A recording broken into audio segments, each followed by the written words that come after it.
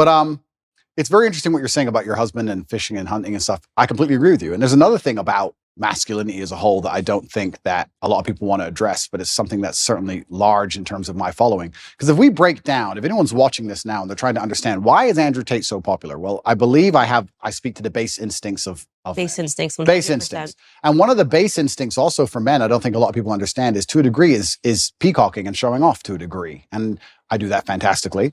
But it is. And if you look at men of old, and they used to conquer, and they'd wear a feather from the man they killed, or a piece of gold they stole. There was always that degree of flexing, showing off. And I think it's being unapologetically masculine and saying, yeah, I'm a big, successful man, and I can afford all this stuff, and this is who I am, and I've worked my ass off, and this is what I have, and I'm not sorry about it, and I'm dedicated, and I'm hardworking, and no, I'm not. I don't feel like I should have to cower or hide or apologize to the world for any of these things.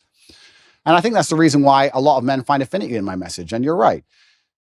Baseline masculinity is being attacked, and women naturally don't find it attractive to find a man who's not that way anyway.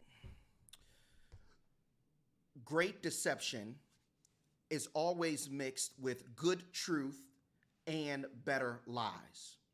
Great deception is always mixed with good truth that comes first, and then they pile on even better lies at the end. Andrew Tate, the clip you just saw from him, gave you a bit of good truth, and then he piled on great lies about what true, healthy, God-given masculinity is about. Here's the good truth, that when men conquer, men should righteously celebrate that they've conquered, that they've succeeded. That is healthy. When people, period, conquer, they should celebrate in a healthy, humble way that they've conquered. Here's the great lie, that peacocking and prideful living and building yourself a prideful life to display to the world is a basic instinct of true God-given masculinity. I remember in my 20s, I had a mentor when I first started to get into suits and shirts and ties, and I would pick a lot of shirts and ties that were bright colored, and I had a mentor that came to me and said, Darren, why are you peacocking? That's the first time that I really heard the term. And I said, what was peacocking? And the idea of peacocking comes from when a peacock is trying to impress a woman, they spread their feathers and shake their feathers and begin to dance. When a male peacock is trying to impress a woman, why are you wearing all of these bright colors to show off your dressing to get the attention of women? And he told me this, peacocking gets the superficial attention of people, but humility gets the deep attention and interest of only the people who should really be involved in your life. That peacocking gets the attention of superficial women. It gets the attention of those who are worried about what you have and who you are and your stature and what you may be outside, but don't care a bit about who you really are internally. But humility draws people to you that really have a care and concern about your life.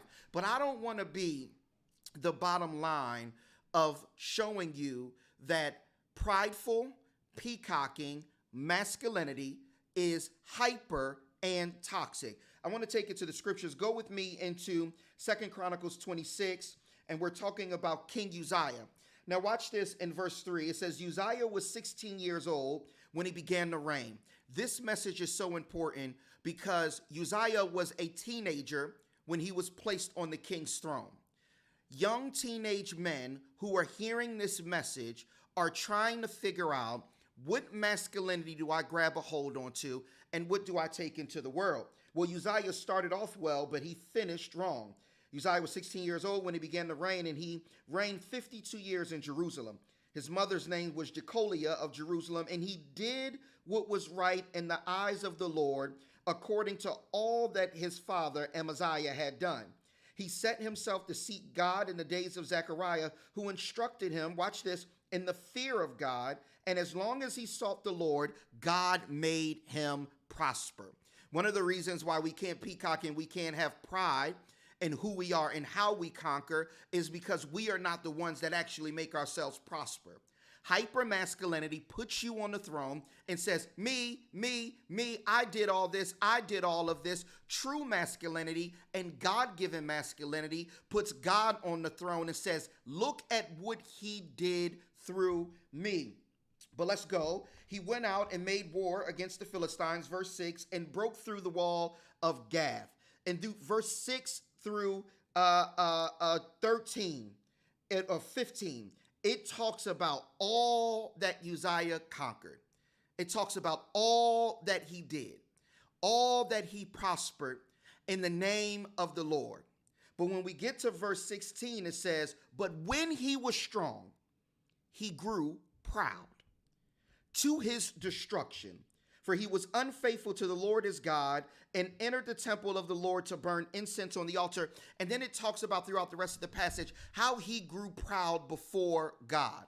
And God hit him and struck him with leprosy. Andrew Tate tells us that that's a basic instinct of masculinity that we all should have. But the scriptures tell us that pride comes before fall and becomes before destruction. Men, do not get caught out there peacocking and living a prideful life, because if you do, destruction, is pending and it's nearby.